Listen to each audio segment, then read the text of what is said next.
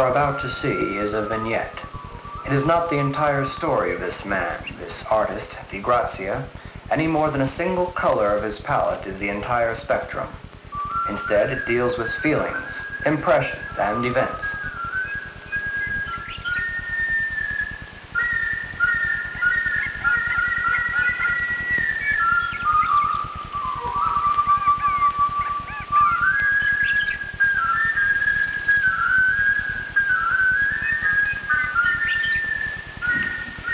The Superstition Mountains, a legendary mountain, full of mystery and intrigue. At times she is beautiful, gentle, soft, with ever-changing moods. At other times she is awesome, cruel, and vindictive, but you always must respect and yield to her temper. When I am in the Superstition Mountains, I recall those who were there before me, some in search of gold, some to protect what they had found. Many are now gone, for it is another time, another age. Many died in the mountains, and often it was a violent death. Every year the mountains takes its toll of one or two deaths. It was a hot summer day as I was riding alone. I felt that someone was watching behind boulders. This is the feeling one gets of someone watching. Then it happened.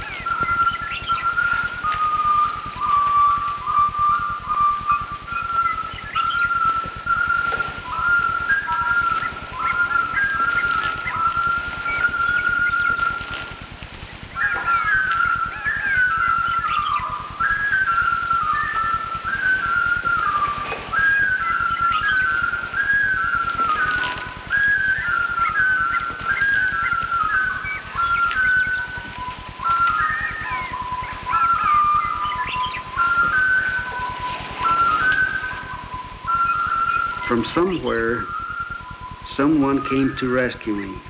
I was led to a lean-to, a shelter, or a ramada.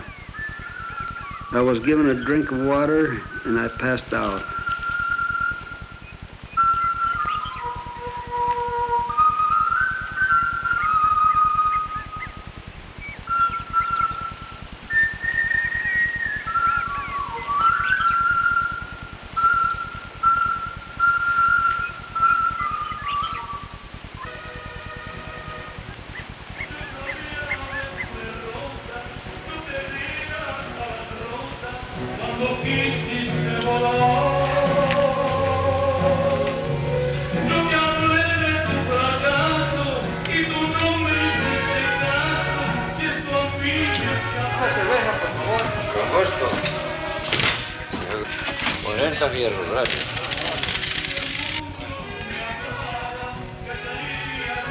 In my mind, I recalled many familiar sights.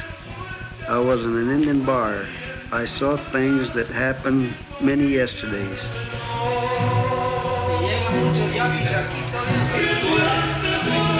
La mayor parte.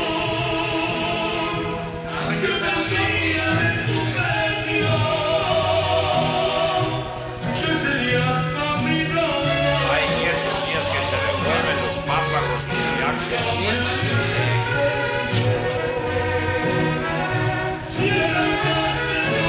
gusta mucho alargar días los pájaros. Y el yaqui le gusta más la...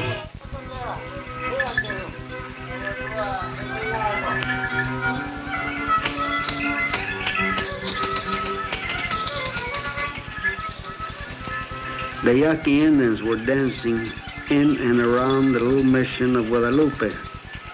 I saw paintings of Indian celebrations, vignettes of what I had known and experienced, beautiful colors and Indian sounds. I was in an Indian world in my subconscious mind.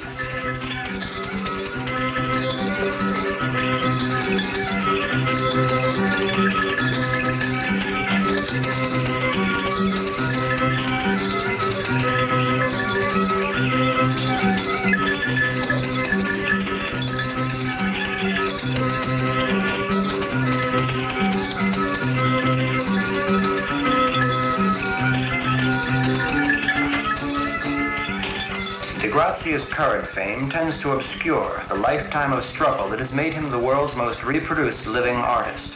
More than any others, his paintings are Arizona and the Southwest.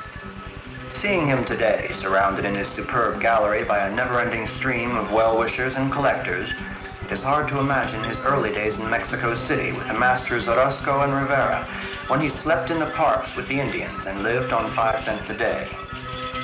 Today, his legacy of thousands of oils, watercolors, pastels, sketches, jewels, and sculpture is threatened not by floods or fire or vandals or age, but by that most mundane of man's institutions, taxes.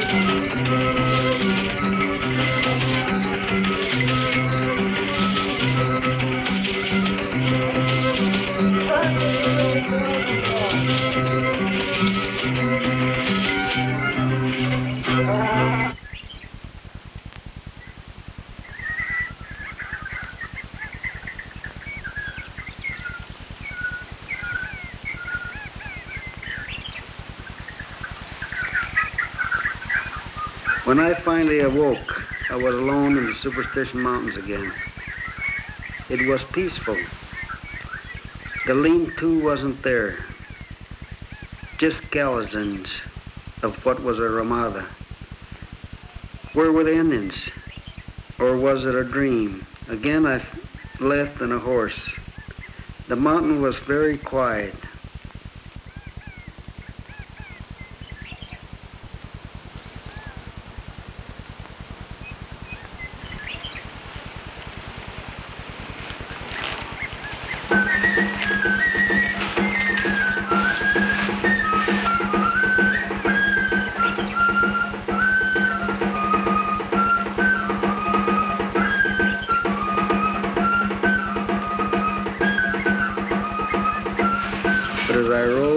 Again, I felt that I was being watched.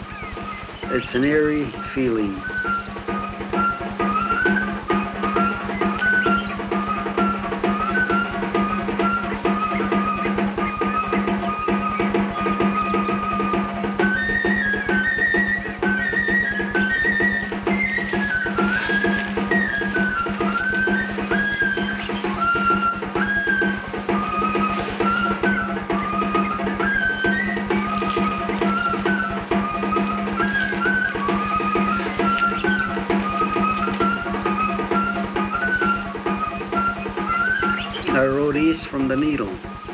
The Needle is in the Superstition Mountains.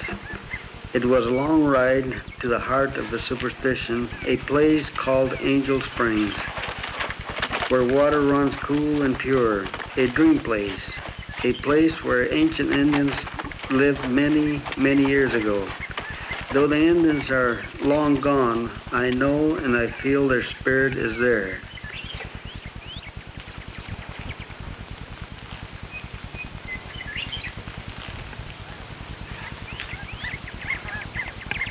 They were my witness. It was there that I chose to destroy over 100 paintings by fire. A tax revolt. a heart protest against unfair double taxation. I felt that the tax vultures will pick on my bones even after death. Revenuers will be buzzing around me like buzzards, patiently waiting for death. Since I was very young, I have always known that it was for the love of the country, not the fear. You're damn right I will fight the system, even if it destroys my spirit and my soul. Taxation may be legal, but it sure as hell ain't right. It isn't right that when I die, somebody has to pay in hard cash 1/2 of the value of the paintings. On the other hand, if I donate a painting to a museum or a charitable organization, the revenuers tell me I can deduct 0 from my income tax. As long as the government upholds the inheritance tax as it now stands, I will destroy more and more of my work until perhaps there is no more to destroy. They live by their rules and I shall live by mine. I was born free and I will die free. Free from this tax trap. Even though I knew that part of my hide was in the paintings, part of me went up in flames. I will keep on destroying all of my artwork if I have to. So be it.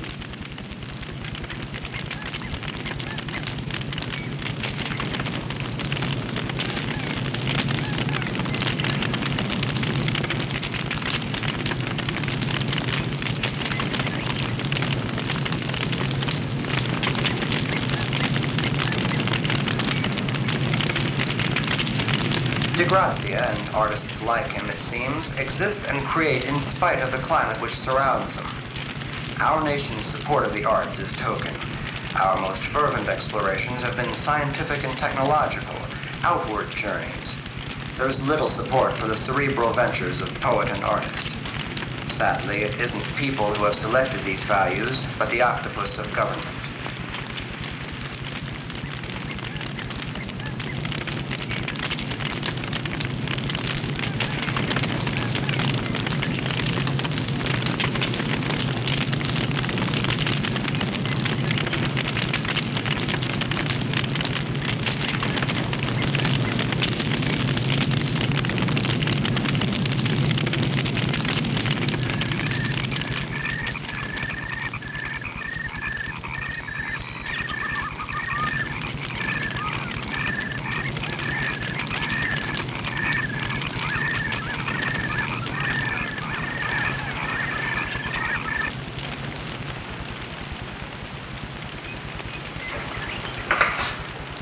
It is a terrible thing that any artist, famous, infamous, or totally unknown, is driven to the antithesis of the creative process, the destruction of his own work.